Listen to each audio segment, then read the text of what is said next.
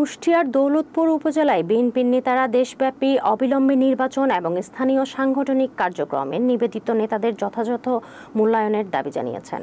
শুক্রবার বিকেলে উপজেলার হরিণগাছি সরকারি প্রাথমিক বিদ্যালয় মাঠে রিফায়েতপুর ইউনিয়ন বিএনপির আয়োজিত কর্মী সভায় এ বিষয়ে আলোচনা হয়। সভায় দৌলতপুর উপজেলায় বিএনপি আহ্বায়ক সাবেক সংসদ সদস্য রেজা আহমেদ বাচ্চু মোল্লা নবাগত নেতাদের সতর্ক করে বলেন, যারা গ্রুপিং করছে তাদের জনগণের মধ্যে কোনো গ্রহণযোগ্যতা নেই। তিনি বলেন, বিএনপি নির্বাচনে বিজয়ী হবে এবং বিএনপি নেতাদের উদ্দেশ্যে জনগণ ধানের শীষের মাধ্যমে জয় উপহার দিবে। তিনি আরো বলেন, 2008 সালের পর যাদের কার্যক্রম বন্ধ হয়ে গেছে তারা এখন এসে নতুন দাবি দাওয়া তুলেছেন, যা অগ্রহণযোগ্য। এছাড়া তিনি স্থানীয় নেতাকর্মীদের প্রতি আহ্বান জানিয়ে বলেন, অতীতের দলের জন্য সকল প্রকার সহায়তা দান করেছিলাম এবং জনগণের নিরাপত্তার জন্য ঐক্যবদ্ধ হয়ে কাজ করতে হবে। তিনি বলেন, দেশের গণতান্ত্রিক সরকার প্রতিষ্ঠার জন্য নির্বাচন জরুরি।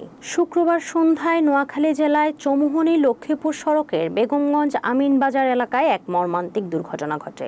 সিএনজি এবং ট্রাকের মধ্যে মুখোমুখি সংঘর্ষে মা ও তার শিশুকন্যার মৃত্যু ঘটে।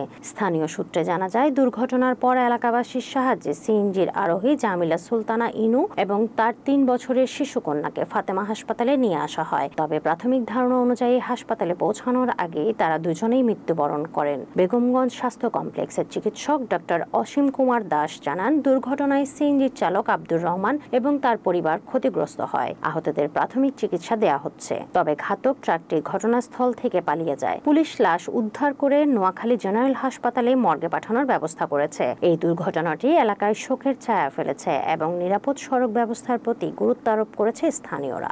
হলে আমরা সম্পূর্ণ প্রস্তুত এবং নিরপেক্ষ নির্বাচন হলে এই উপজেলায় বিএনপি জিতবে এবং তারেক রহমানকে বেগম খালেদা জিয়াকে ধানের শীষের উপহার আমরা দেব। দৌলতপুর উপজেলা এখানে আছে, তবে ওইগুলি আমি কোনো জিনিসকে ওই গ্রুপকে আমি কোনো রকম পাত্তা দিই না, কারণ ওরা কোনো জনগণের সাথে তাদের কোনো সম্পৃক্ততা নাই। এই যে 2008 সালের পর 2008 সালের নির্বাচনের পর যারা এখন গ্রুপিং করছে, চেষ্টা করতেছে ভালো সুযোগ দেখে, 8 সালের পর তাদের চেহারা দেখা যায়নি। দৌলতপুর উপজেলায় 39টি মামলা, 1600 আসামি, সমস্ত আসামিকে আমার নিজের টাকা দিয়ে জমি বিক্রি করে আমি জামিন করে নিয়ে এসেছি। এবং তারা দৌলতপুর উপজেলার সাধারণ জনতা এবং কর্মী বাহিনী সব আমার সঙ্গে আছে।